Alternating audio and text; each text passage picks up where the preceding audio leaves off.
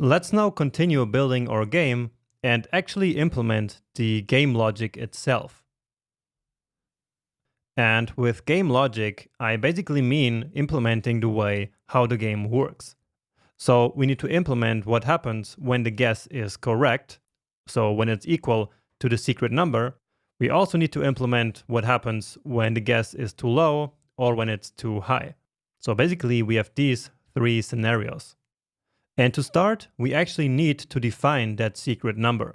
Otherwise, there's nothing which we can compare the guess to, right? Now, where do you think we should define that secret number? Should we do it inside of this button handler, or should we do it outside? Well, the answer is that we should do it outside, because we only want that secret number to be defined once. So only when we start the application. And so that's out here, outside of the handler function. If we define the secret number inside this handler function, then on each click, we would get a new secret number. And so then the game would make no sense at all, right? We just need one number, which we can then compare to each of the guesses here on each click. So let's define the number. So I'm just gonna call it number here. And now we need a random number between 1 and 20. And this is actually pretty similar to the dice roll that we did earlier in the fundamentals section. So we use math.random. And so math is basically an object that JavaScript gives us. And on there, we have a lot of different methods. And random is one of them. And it gives us a number between 0 and 1. So let me show that to you. So whenever I run this, it will give me a new number. And it's always different from the one before. Now, if I want a number between 1 and 20, I will start by multiplying this by 20. And so now we have this decimal number here, basically ranging between 0 and 20. But all this decimal here is just noise. So let's remove that. And for that, we use math.trunc.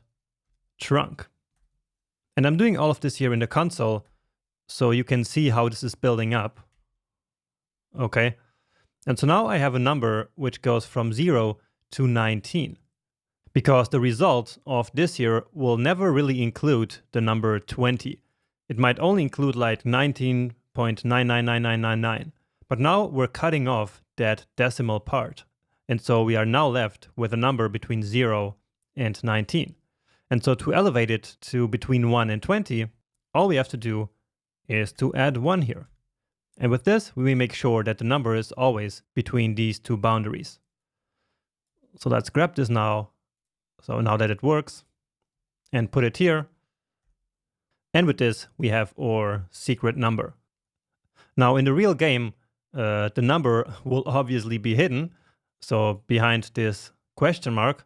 But now, since we are still in development, let's actually display the number here so that we can then test our game logic as we develop it. So let's select that number. And I think, again, we already did it before, but let's do it here anyway again. Let's just, so the class name is number. And then remember, we use text content, and to set it, we simply use the equal sign. And now, what do we put here?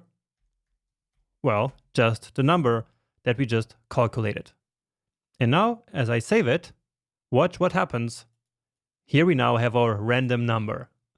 And as I reload the page, you will see different random numbers appearing. And again, for you, of course, it will be different numbers.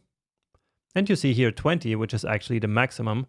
So this means that 20 is indeed included in our range here. Just to check if it's all right. So if we don't see any weird numbers, but it all looks okay to me. And so let's now move on and actually compare the secret number to the user's guess. So here we already have the condition, if there is no guess, then just print to the message element that there is no number. So let's again check that. And indeed, it works. But now, what if there actually is a guess? So let's say else if, and now we will actually check if the guess is the same as the secret number. And since I'm always saying secret number, let's actually change the variable name. So double click to select it, and then I can double click on all of the instances. So that's this one and this one. So that's a nice VS Code trick. And so now I have these three cursors. So let's delete all of that.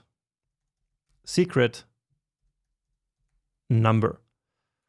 So the code works the same now, but the variable name makes a little bit more sense. So let's create a code block here. And now we need to specify what happens when the guess is correct. So again, when the guess is the same as the secret number. That's essentially what the guess being correct means, right?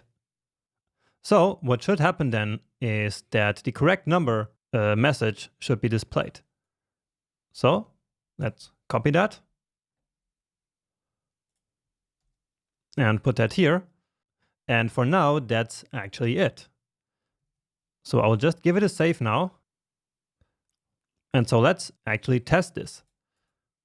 So 5, which of course is different. And then in the future, we will want a message here saying that the number is too high.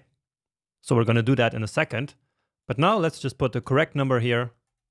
And indeed, we now get correct number. So that's exactly what we defined here in this else if block. All right. So I hope all of it makes sense. And now let's work on that scenario that I just mentioned, which is when the guess is greater than the number. So you see that here in this big if-else if statement, we are covering all the different scenarios that might happen here to this number. So the first one was that there is no number at all, right? Then we checked if it's equal to the secret number, and now we will check if it's greater. So if the guess is greater than the secret number. And then what should happen? Well, let's again select the message dot text content, and then let's say too high. So the guess is too high now. And again, adding an emoji here. So I want this graph here.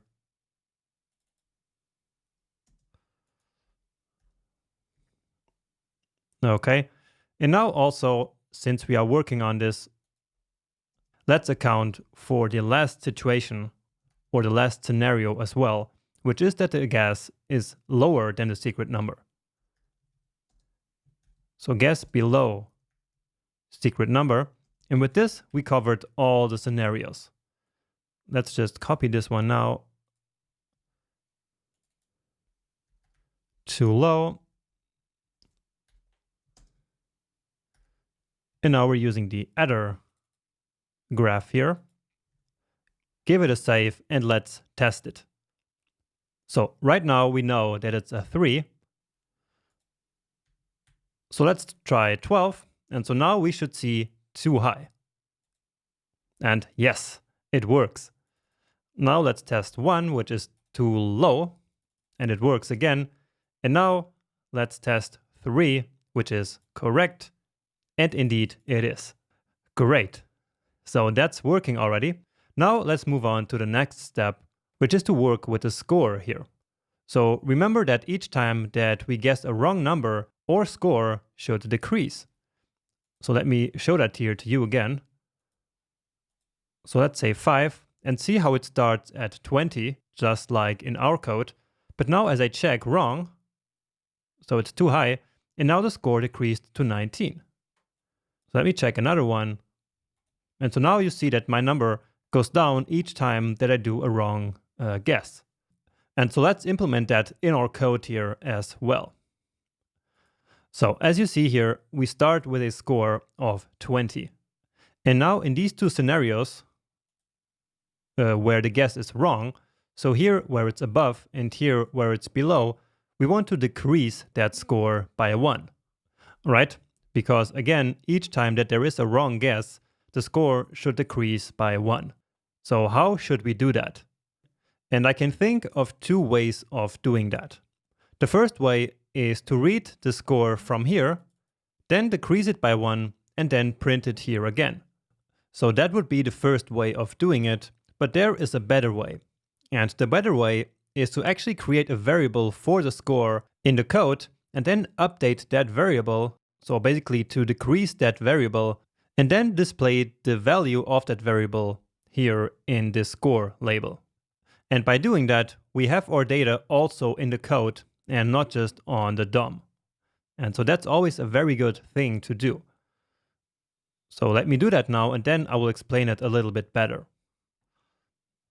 So I'm going to do that right here after the secret number. So const score, and as you already know, we start with 20. And so that's our initial score, so the value that we set to this variable. And actually this should be a let, because we will then decrease that value, remember? And so it cannot be a const, because a constant is immutable. Now, okay. And now here, let's go back to the wrong guess scenario, or scenarios, because it's this one and this one. And then all we do is to decrease the score. So score equal score minus 1. And maybe you already know, or hopefully you do, that this is the same as writing score minus minus. All right. So we decreased the score, and then all we have to do is to display that score here in this element. So once again, we already did that, so no need to repeat. So it's this one here. So we select the element with the class of score, and then as the text content, we give the score. All right, and that's it. Now we just need the same code also in the other wrong scenario, so where the guess is below the secret number. So I'm just copying this code and putting it here. Give it a save, and before testing it, let me again explain what we just did here. So as I said, we could have also stored this score basically in the DOM. And to do that, we would always just read this value from here, so right from the DOM, then we could decrease that value and then write it back here to the DOM. But then we would not have that value in our code. So essentially, our application would have no way of knowing that score at all points. And so it's always good to keep a variable which actually holds the data in our code and not just rely on the DOM to hold our data. All right. And this variable here can also be called a state variable, because this score is part of the so-called application state, which is basically all the data that is relevant to the application. And we could say that this 17, so the secret number, is also part of the state of our application. All right. And so we want all the data always to be available somewhere in our code and not just in the DOM. Okay, so always keep that in mind. And so that is why we implemented the solution like this. So whenever there's a wrong guess, we just take the score that we already have in our code, then we decrease it by 1, and then we display that new score right here. So let's reload. Let's say 17. And watch what happens to our score now. And indeed, it decreased to 19, and our number is too high. And when I click again now, you see it decreasing even more. Now let's try with a lower number. So too low, and our score decreased again. And actually, let's keep going. So let's keep clicking here and watch what happens. So I'm clicking over and over on the same button here, and our score keeps going down, and eventually we reach 0.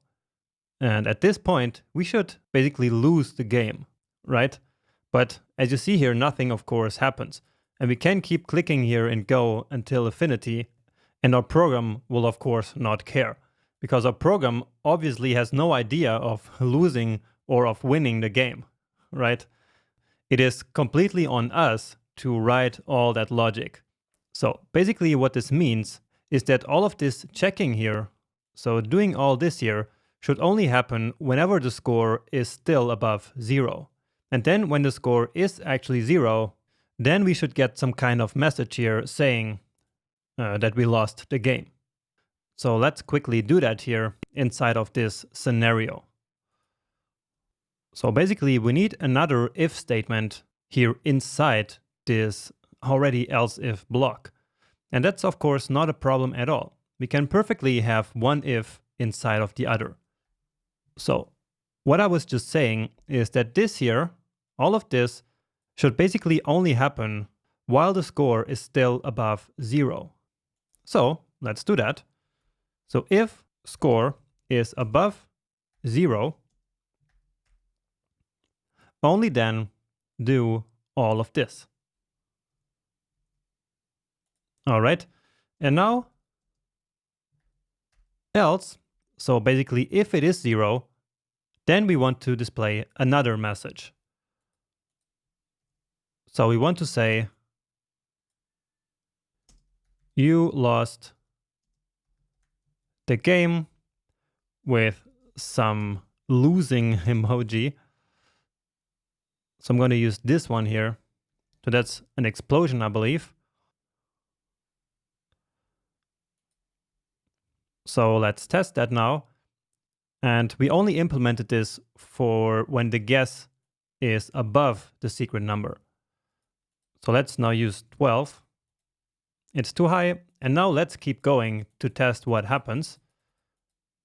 So we are approaching it now. And now we lost the game. But actually I could click twice as my score was already 0. So try this for yourself. I will just reload here and again put a number that is above.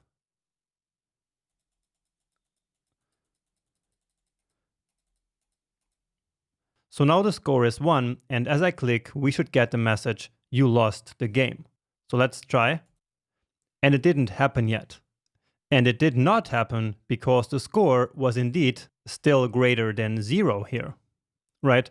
So we need to change that to greater than 1, okay?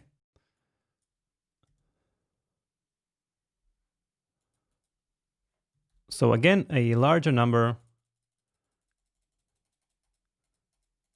Now I get 1, and if I click, now you lost the game. And all we need to do is to then update the score to 0 here. So let's just copy this,